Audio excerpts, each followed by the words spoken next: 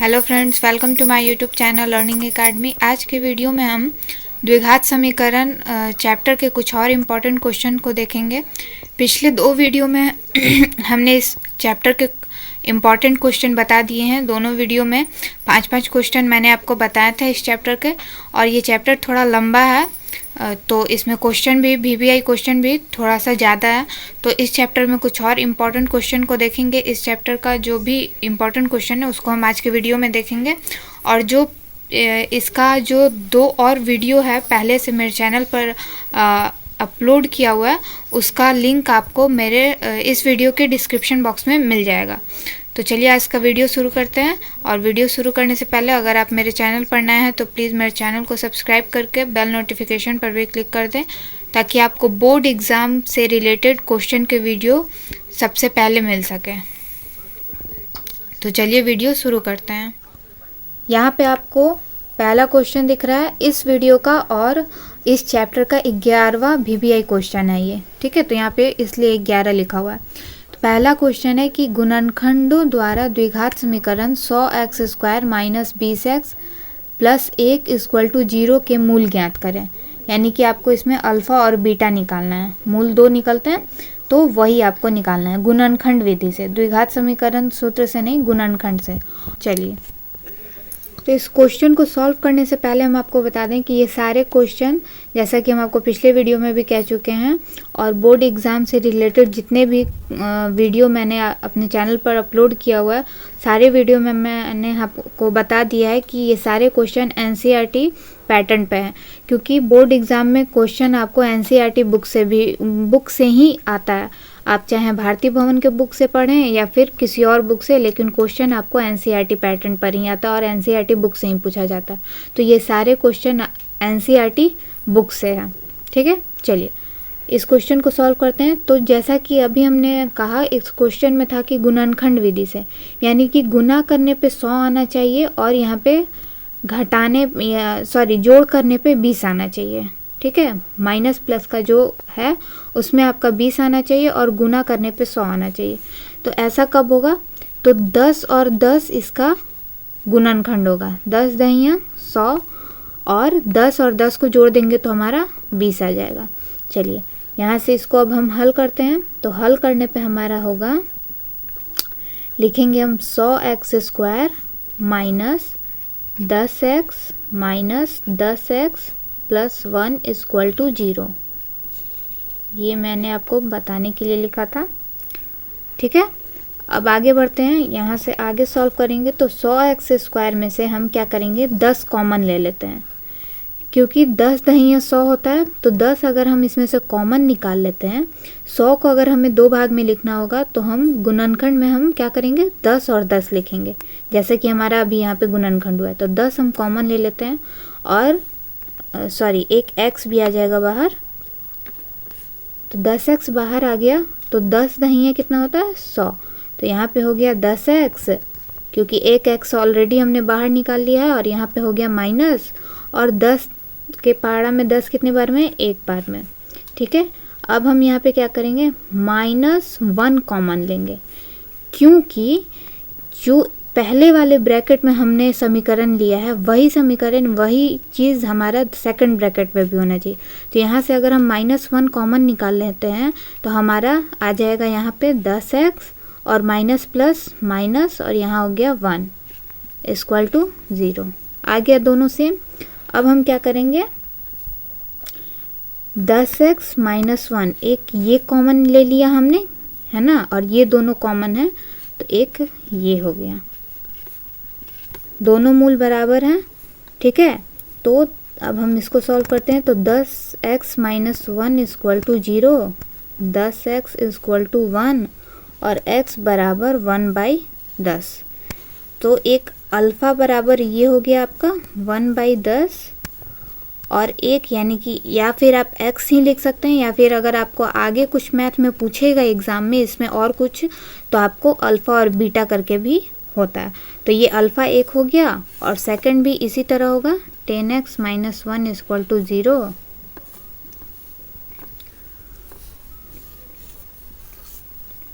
फिर 10x = 1 x equal to 1/10 और ये हो गया आपका बीटा। b जो होता है इसमें फ्रेश लिखते हैं, इसका ये जो पाई होता है वो बड़ा होता है, तो ये हो गया आपका 1/10।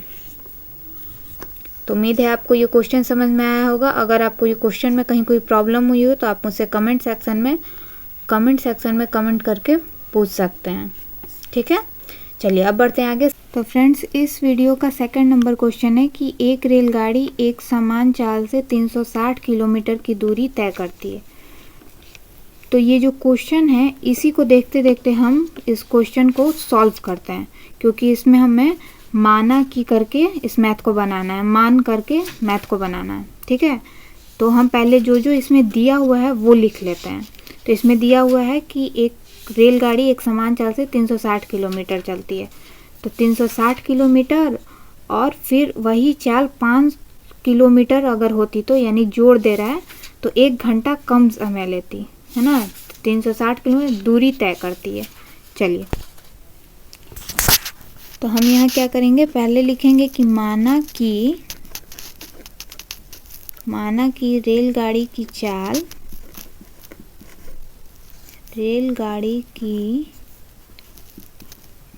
चाल बराबर x किलोमीटर प्रति घंटा, ठीक है। और समय दिया हुआ है, समय का होता है दूरी बटा चाल। तो दूरी ये कितना तय कर रही थी, 360 किलोमीटर, और चाल हमारा है x किलोमीटर। अब इसमें हम क्या करेंगे, जो दिया था कि 5 किलोमीटर जो है प्रति घंटा चाल बढ़ जाती है ना। तो 5 किलोमीटर बढ़ जाने पे हमारा हो जाएगा 5 किलोमीटर प्रति घंटा चाल बढ़ाने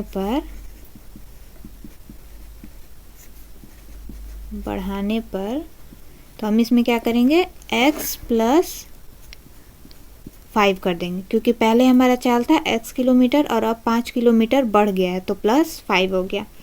अब इसमें हम फिर से समय निकालेंगे, तो समय हमारा है दूरी बटा चाल, ये इसका फॉर्मूला है।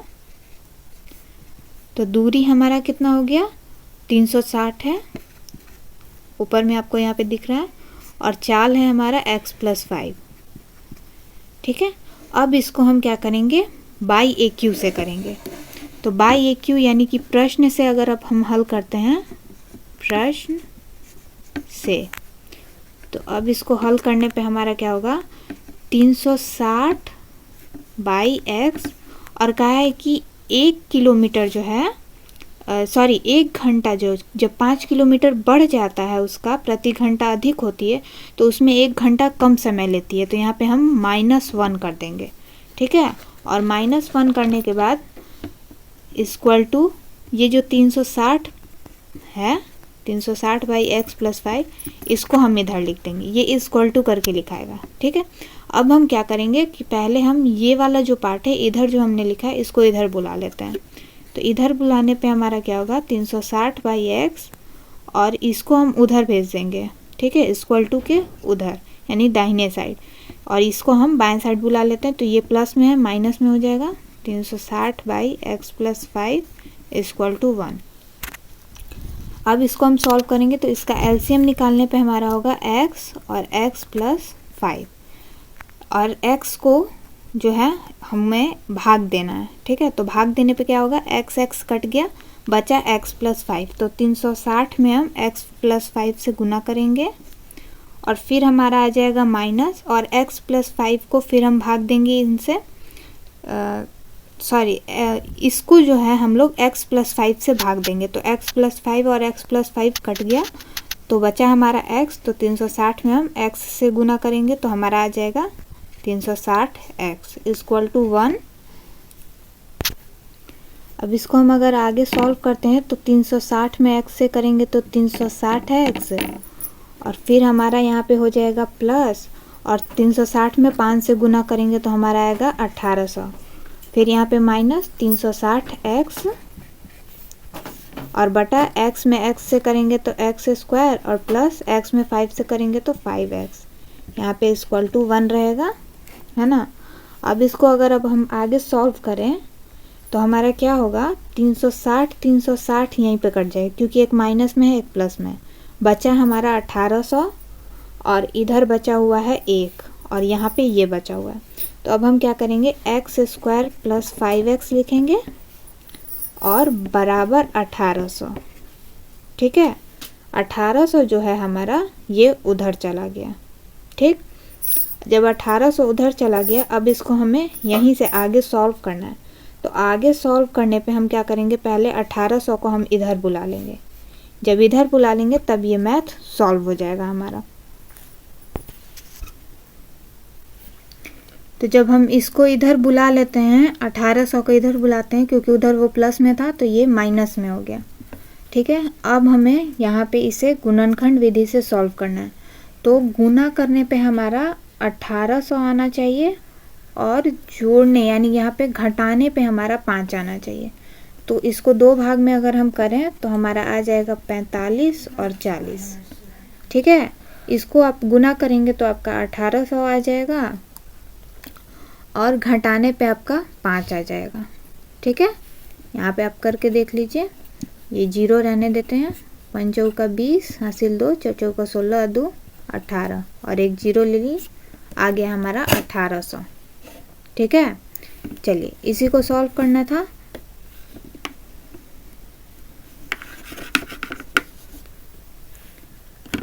यहाँ पे अब हम लिख लेते हैं एक्स स्क्वायर और यहाँ पे हो गया हमारा plus 45x minus 40x minus 1800 equal to 0। यहाँ पे x कॉमन निकाल लेंगे, बचा यहाँ पे एक x और प्लस फिर 45 क्योंकि x हमने ऑलरेडी यहाँ पे बाहर निकाल लिया है। फिर यहाँ पे हम क्या करेंगे माइनस 40 जो है वो कॉमन निकल जाएगा क्योंकि 40 जब हम कॉमन निकालेंगे तब हमारा एक x बचेगा और 45 से यानी कि दूसरा ब्रैकेट भी हमें इसी के समान लाना है। तो 40 अगर हम निकाल लेते हैं तो ये x हो गया और ये जो है माइनस माइनस प्लस हो गया और 40 में हम कितने से गुना करेंगे यानी कि इसको भाग देने पे हमारा कितना आएगा 45। तो आ गया दोनों ब्रैकेट सेम। ठीक है, ये चीज़ याद रखिएगा, अगर आपका दोनों ब्रैकेट सेम आ रहा है तो आपका मैथ सही है, लेकिन अगर ये गड़बड़ हो गया तो आपका पूरा मैथ गलत हो जाएगा। तो x प्लस 45 हो गया। अब हम क्या करेंगे, यहाँ पे x माइनस 40 एक ये कॉमन निकल जाएगा और ये दोनों कॉमन है तो एक ये कॉमन हम यहाँ पे लिख लेंगे। ठीक है, हो गया। अब यहाँ से हम मूल निकाल लेते हैं दो ठो। तो x minus 40 equal to 0, x बराबर 40 और x plus 45 equal to 0, x बराबर माइनस 45। तो चूँकि ये माइनस में आ गया तो ये तो आपका अमान्य हो गया, इस पे हम मैथ आगे नहीं बना सकते हैं, जो हमें मान निकालना था। और x हमारा आया है 40 यानी कि जो चाल है रेलगाड़ी की चाल निकालने को कहा गया था। तो रेलगाड़ी की चाल को हमने x किलोमीटर माना था। तो हमारी रेलगाड़ी के लिए जो चाल है, रेलगाड़ी की चाल बराबर हमने माना था x किलोमीटर प्रति घंटा और x हमारा आया है 40 किलोमीटर प्रति घंटा। यही आपका आंसर हो गया। ये क्वेश्चन भी आपको बोर्ड एग्जाम में पूछ सकता है, ये बोर्ड एग्जाम के पॉइंट ऑफ व्यू से काफ़ी इंपॉर्टेंट क्वेश्चन है। चलिए अब थर्ड नंबर क्वेश्चन है वो ये कह रहा है कि 3 वर्ष पूर्व रहमान की आयु वर्षों में, ठीक है, ईयर्स में, जैसे 7 साल 2 साल ये होता है, तो वैसे ही 3 वर्ष पूर्व उसका व्युत्क्रम अब से 5 वर्ष बाद के आयु के व्युत्क्रम का योग 1/3 है। तो उसकी वर्तमान आयु ज्ञात करना है। तो ये आपको अगर इसमें नहीं समझ में आ रहा है तो इसको जब हम सॉल्व करेंगे तो हम अच्छे से समझ में आ जाएगा। चलिए इसको सॉल्व करते हैं। तो इस क्वेश्चन को अगर हम सॉल्व करते हैं तो पहले हम क्या करेंगे, यहाँ पे लिखेंगे कि माना कि, जैसे कि हमने आपको पिछले वीडियो में बताया कि अगर जो चीज़ आपको क्वेश्चन में निकालने को कह रहा है तो उसको हम x मान लेते हैं। ठीक है, तो रहमान की वर्तमान आयु ज्ञात करने को कहा है तो हम यहाँ पे कर लेंगे रहमान की वर्तमान आयु इक्वल टू x वर्ष। ठीक है, और कह रहा है 3 वर्ष पूर्व, तो 3 वर्ष पूर्व अगर हम लिखते हैं, 3 वर्ष पूर्व की आयु इक्वल टू x माइनस 3। ठीक है, 3 वर्ष पूर्व, वर्तमान से 3 वर्ष पूर्व यानी कि उसमें घट जाएगा। और 5 वर्ष कह रहा है कि 5 वर्ष, अब से 5 वर्ष पश्चात, है ना, तो 5 वर्ष पश्चात यानी कि उसमें जोड़ा जाएगा, उसमें हम ऐड कर देंगे 5 वर्ष पश्चात आयु x प्लस 5। अब हम यहीं से बाई ए क्यू करके बनाएंगे, यानी प्रश्न में जो कह रहा है उसको। ठीक है, प्रश्न से तो अब हम क्या करेंगे, यहाँ पे लिखेंगे 1/x minus 3 plus 1x plus 5 equal to 1/3। क्योंकि कह रहा था कि दोनों जो है 3 वर्ष पूर्व की आयु और 5 वर्ष पश्चात की आयु का योग 1/3 है। ठीक है, तो हमें ऊपर 1 लिखना होगा ताकि हम इस मैथ को सॉल्व कर पाएँ। तो अब इसको अगर हम सॉल्व करते हैं तो हमारा हो जाएगा, यहाँ पे एलसीएम हम निकालेंगे तो x माइनस 3 और x प्लस 5। x माइनस 3 से अगर हम भाग देते हैं तो x माइनस 3 कट जाएगा, बचेगा हमारा x प्लस 5, तो x प्लस 5 लिख देंगे यहाँ प्लस, फिर हम x प्लस 5 से भी भाग देंगे तो x प्लस 5 और x प्लस 5 कैंसिल हो जाएगा। यहाँ पे आप देख सकते हैं, करके हम दिखाते हैं, x माइनस 3 और x plus 5 by x plus 5। Second वाला को हम यहाँ पे भाग दे रहे हैं तो x प्लस 5 कट गया, x माइनस 3 बच गया, तो यहाँ पे हम लिख देंगे x माइनस 3 इक्वल टू 1/3। अब हम आगे सॉल्व करें तो सॉल्व करने पे हमारा क्या होगा, x और x को अगर हम जोड़ देते हैं तो 2x हो जाएगा और 5 में से 3 गया तो हमारा 2 हो जाएगा। फिर नीचे हमारा इसको हम गुना करेंगे तो x में x से करेंगे तो x स्क्वायर प्लस 5 में x से करेंगे तो 5x, और फिर हमारा हो जाएगा यहाँ पे माइनस 3 में x से करेंगे तो 3x, और यहाँ पे माइनस प्लस माइनस, और ये हो गया 15, 5 दिया 15 बाई 1/3। क्लियर है यहाँ तक? तो फ्रेंड्स अब हम यहाँ से सॉल्व करते हैं, तो यहाँ से क्रॉस मल्टीप्लाई करेंगे तो यहाँ वाला जो सबसे पहले है एक्स स्क्वायर वाला, वो पार्ट हम लिख लेते हैं क्योंकि हमें 1 से इसे गुना करना है। तो x square plus 2x minus 15, और ये इक्वल टू करके 3 दूनी 6x और प्लस 3 दूनी 6। अब हम क्या करेंगे, इसको क्रमागत करते हैं। ठीक है, तो एक्स स्क्वायर पहले हो जाएगा, फिर हमारा हो जाएगा प्लस 2x, और इधर से 6x को बुला लेंगे, माइनस में हो जाएगा क्योंकि इधर प्लस में है, तो 6x, और ये हो गया हमारा, पहले 15 हम लिख लेते हैं और फिर उधर से 6 को बुला लेते हैं तो माइनस में हो जाएगा क्योंकि इधर प्लस में है। अब इसको हम सॉल्व करेंगे अगर, तो एक्स स्क्वायर और 6 में से 2 गया, यहाँ पे माइनस हो जाएगा क्योंकि बड़ा में से घटा रहे हैं तो बड़ा का साइन है माइनस, यहाँ पे चिन्ह दिया हुआ है। तो 6 में से 2 गया 4x और माइनस 15 और 6 माइनस माइनस है तो जोड़ देंगे, तो यहाँ पे साइन माइनस का जाएगा, 15 और 6 21 इक्वल टू 0। अब इसको अगर हम गुणनखंड करते हैं तो हमारा गुना करने पे 21 आना चाहिए और घटाने पे 4, तो इसका गुणनखंड होगा 7 और 3, 7 तिया 21 होगा ना, और 7 में से 3 गया तो 4 बचेगा, तो minus 7x plus 3x minus 21 equal to 0। गुणनखंड विधि से यहाँ पे आपको तोड़ना था, इसको मूल हम ज्ञात कर रहे हैं। अब आगे बढ़ते हैं, तो आगे बढ़ने पे हमारा आएगा एक्स स्क्वायर में से हम x कॉमन ले लेते हैं, एक x यहाँ बच जा रहा है, फिर हम क्या करेंगे माइनस 7 क्योंकि x बाहर निकल चुका है।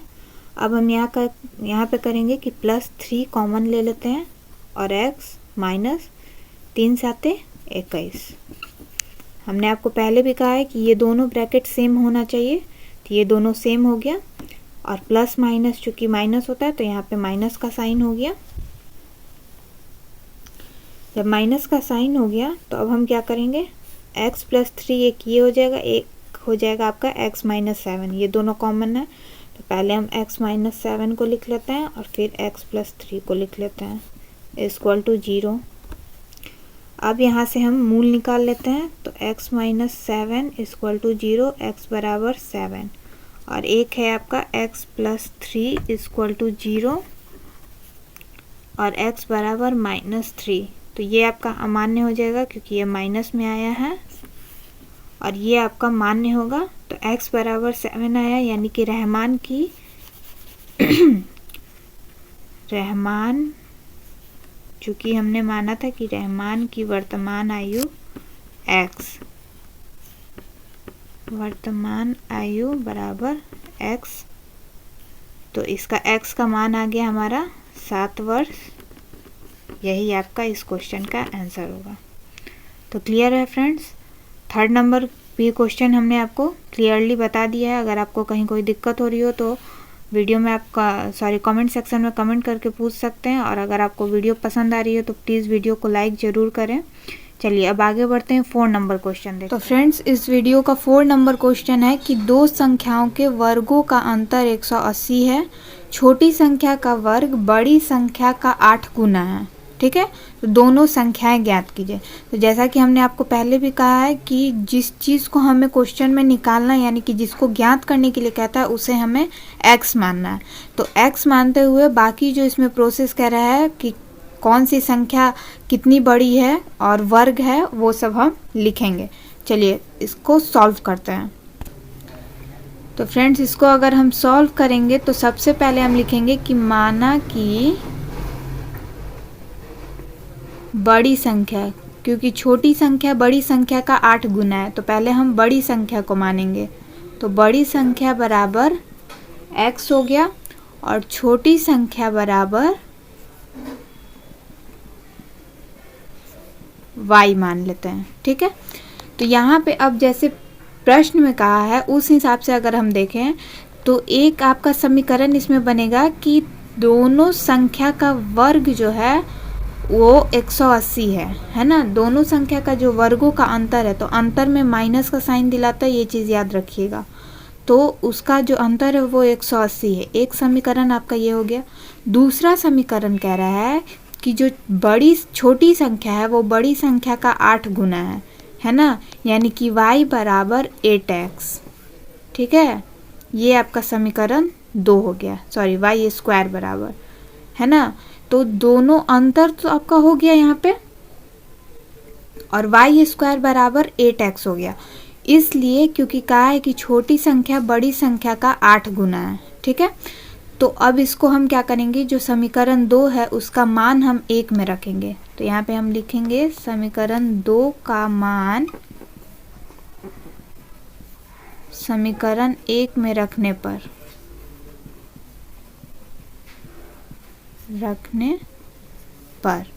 तो अब क्या होगा, पहला समीकरण हमारा है x square minus y square equal to 180।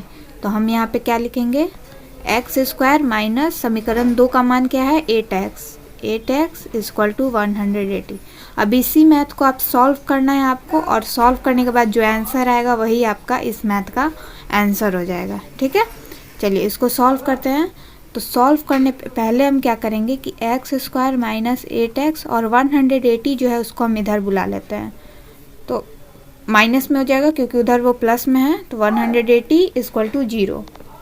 अब आपको गुना करने पे 102 ऐसे अंक को देखना है जिसको गुना करने पे 180 है और घटाने पे 8।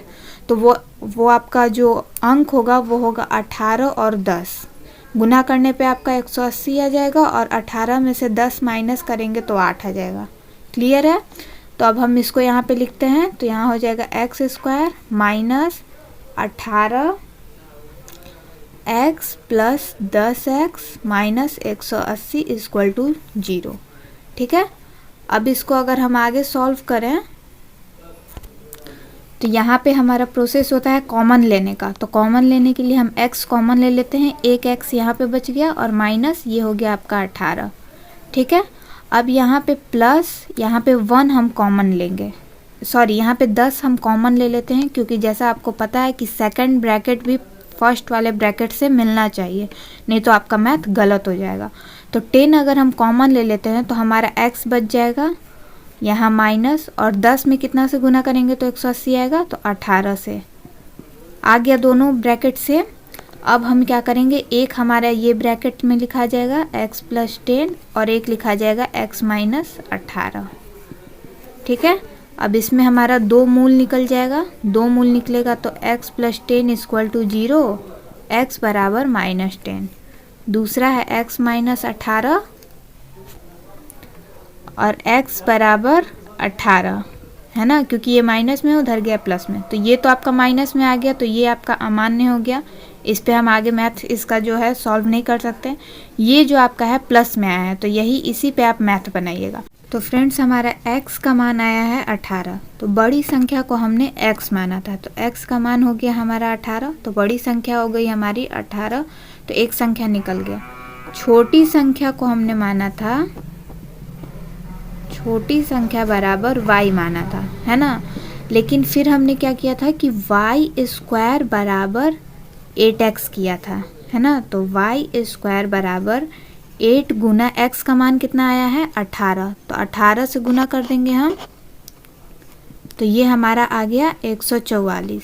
ठीक है, लेकिन अभी ये आंसर नहीं हुआ है क्योंकि यहाँ पे स्क्वायर है, तो y का मान निकालने के लिए हम क्या करेंगे, 144 जो है जब ये स्क्वायर उधर जाएगा तो अंडर रूट हो जाएगा, यानी कि यहाँ से स्क्वायर हट जाएगा, है ना। y पर स्क्वायर था, y² बराबर हमारा आया 144। तो फ्रेंड्स जब y² बराबर 144 है तो हमारा क्या हो गया, स्क्वायर जब हटाया तो इधर जो अंक है उसको अंडर रूट हो जाता है, यानी कि उस पर जो अंक रहता है उस पर रूट चढ़ जाता है, यानी कि अंडर रूट 144 हो गया।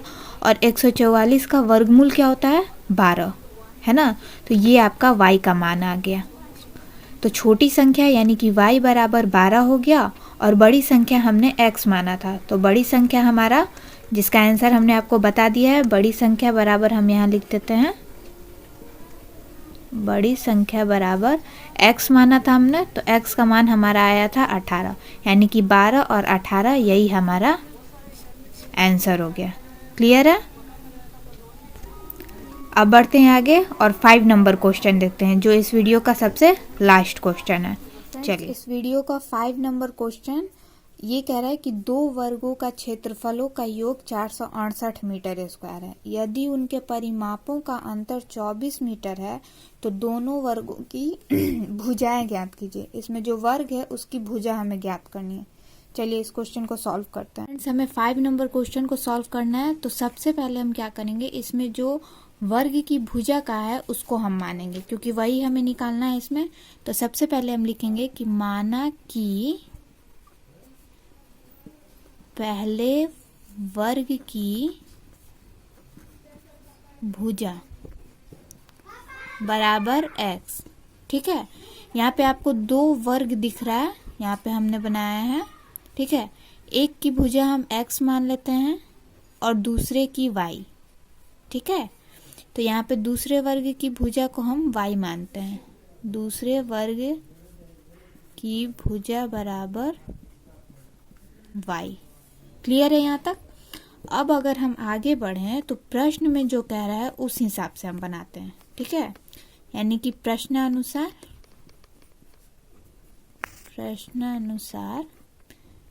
प्रश्नानुसार कहा है कि दोनों वर्गों की भुजा जो है, यानी दोनों वर्गों की भुजा, तो x और y हो गया, तो कह रहे हैं दोनों वर्गों का क्षेत्रफल का योग 468 है।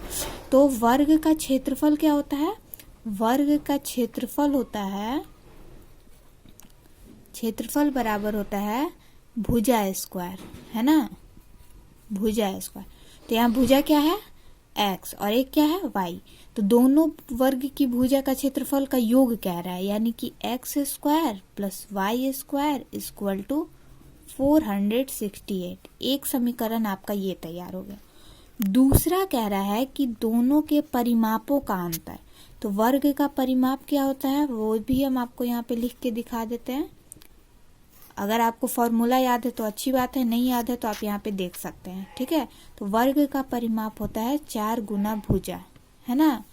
तो 4 गुना भुजा यानी कि दोनों वर्ग की परिमापों का अंतर कह रहा है, तो पहला वर्ग क्या है हमारा x, उसकी भुजा क्या है x, तो 4 गुना भुजा यानी कि 4x माइनस 4y, क्योंकि यहाँ पे भी तो वही है ना, दूसरे वर्ग की भुजा, दोनों के परिमापों का अंतर है, तो दूसरे वर्ग की भुजा क्या है y, तो 4 गुना y, क्योंकि 4 गुना भुजा है तो भुजा की जगह हम x और y का मान रख के बनाएंगे, है ना।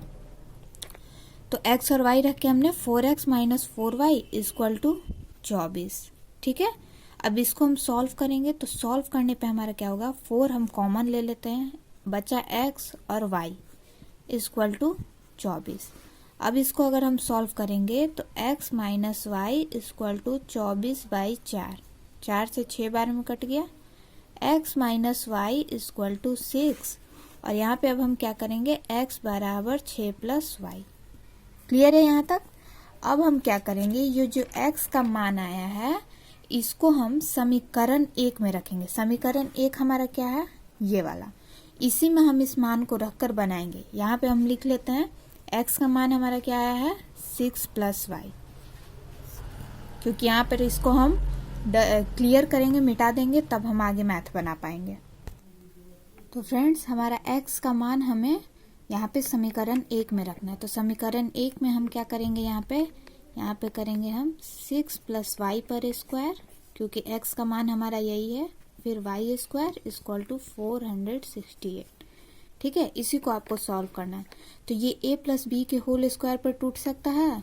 यहाँ पे आप देखिए a प्लस बी का होल स्क्वायर क्या होता है, a square plus 2ab plus b square, है ना, ये होता है a प्लस बी का होल स्क्वायर। तो इसी को हम यहाँ पे मान रख के बनाते हैं। तो हमारा ये a हो गया और ये b हो गया, यानी कि 6 पर स्क्वायर प्लस 2, a हमारा 6, b हमारा y प्लस बी स्क्वायर, तो यानी कि y पर स्क्वायर, और फिर एक y स्क्वायर है बराबर 468। क्लियर है यहाँ तक। अब आगे सॉल्व करने पे 6 6 36, 6 दूनी 12y plus y square plus y square equal to 468। Clear है। अब हम क्या करेंगे, जो ये 36 है इसको हम यहीं पे रहने देंगे अभी, क्योंकि हम ये दोनों को भी यहाँ पे अभी जोड़ना है। तो हम क्या करेंगे, 36 plus 12y plus 2y square, 2 है यानी कि दोनों को जोड़ेंगे तो 2y स्क्वायर 468 इक्वल टू। अब क्या करेंगे, इसको हम सारणी में करते हैं। तो स्क्वायर वाला चीज सबसे पहले लिखाता है, तो 2y स्क्वायर, फिर 12y प्लस 36 और 468 को इधर बुला लेते हैं, माइनस 468 इक्वल टू 0। क्लियर है यहाँ तक। अब हम आगे बनाएंगे जब, तो हमारा क्या होगा कि 36 में से हमें, मतलब कि 468 में से 36 घटाना है, लेकिन यहाँ पे ये छोटा आगे है और बड़ा पीछे, तो इसको घटाने पे हमारा साइन माइनस का हो जाएगा, यानी कि 2y square plus 12y minus 468 में से 36 गया, यहाँ पे हम घटा लेते हैं, हमारा आएगा 2, और ये हो गया 6 में से 3 गया 3, 432। अब गुना कर, यहाँ पे हम क्या करेंगे, यहाँ पे हम कॉमन लेंगे पहले, उसके बाद गुणनखंड विधि से इसको सॉल्व करेंगे। तो कॉमन लेने पे हमारा 2 कॉमन निकल जाएगा, बचा वाई स्क्वायर, 2 छक्का 12, है ना, तो 6y माइनस 2 से ये 216 बार में, 2 बार में 4 और 32 आपका 16 बार में चल जाएगा, 1 बार में 2 बचा 1 और ये 6 बार में, यानी कि 216 इक्वल टू 0। अब हम क्या करेंगे, Y square plus 6y minus 216 और 2 जो है उसको उधर भेज देते हैं, 0/2 इक्वल टू 0। अब इसी को सॉल्व करना है, यानी कि गुना करने पे हमारा 216 आना चाहिए, है ना, और घटाने पे 6 आना चाहिए। ऐसा 2 अंक आपको सोचना है। तो वो अंक हो जाएगा आपका 18y माइनस 12y और माइनस 216 इक्वल टू 0। देखिए यहाँ पे आप देखिए, इन दोनों को गुना करने पे आपका 216 आ जाएगा और घटाएंगे तो 6 आ जाएगा। 18 में से 12 गया 6। क्लियर है। अब हमें यहाँ पे कॉमन निकालना है, तो y हम कॉमन ले लेते हैं और एक y बच जाएगा यहाँ पे और एक 18, क्योंकि y ऑलरेडी बाहर है। यहाँ पे क्या करेंगे हम, -12 जो है वो कॉमन निकाल लेते हैं, क्योंकि दूसरा ब्रैकेट भी हमें सेम ले आना है। तो यहाँ बच गया एक y और माइनस माइनस प्लस, और 12 के टेबल में 216 कितने बार में जाएगा, 12 से 18 बार में, तो y + 18 = 0। क्लियर है। अब जब ये दोनों कॉमन हो गया तो एक हमारा y - 12 ब्रैकेट में लिखाएगा और दूसरा जाएगा y + 18। क्लियर। अब दोनों का मूल निकाल लेना है हमें, यानी कि y - 12 = 0, y = 12 और y + 18 = 0, y = -18। तो ये तो आपका अमान्य हो गया क्योंकि ये माइनस में है। आया आपका मेन आंसर 12। ठीक है। तो पहले वर्ग की भुजा हमने क्या मानी थी, x, है ना, लेकिन x का मान क्या आया था, 6 + y। यहाँ पे आप क्लियर समझ लीजिए, चूंकि x बराबर था 6 + y, है ना, तो x बराबर जब 6 + y था तो यानी कि x बराबर 6 में हम क्या करेंगे, y का मान क्या आया है हमारा, 12 आया है ना, तो 6 में हम 12 जोड़ देंगे यानी कि 18 हो गया। क्लियर है यहाँ तक। जब ये क्लियर हो गया, x बराबर हमारा 18 आ गया, x बराबर हमारा 18 आ गया और y बराबर 12 आ गया, यानी कि दोनों वर्ग की भुजा हमारा निकल गया। तो y बराबर 12 वो भी हम यहाँ पे लिख देते हैं, y बराबर 12।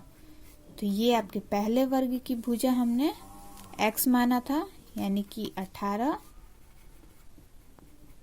बराबर x बराबर 18। दूसरे वर्ग की भुजा हमने मानी थी